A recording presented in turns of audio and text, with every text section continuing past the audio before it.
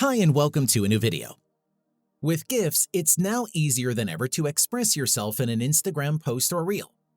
In this video, I will show you how to comment a GIF on Instagram. Let's go. Leaving a GIF comment on Instagram is a fairly simple and straightforward process. On your Instagram profile, find a specific post and tap the comment button. Then simply click the button labeled GIF next to the text area. Instagram's GIF service, Giphy, allows you to search for keywords and choose from several options. Once you've chosen, your GIF comment will be posted automatically. This process works the same way for Instagram Reels.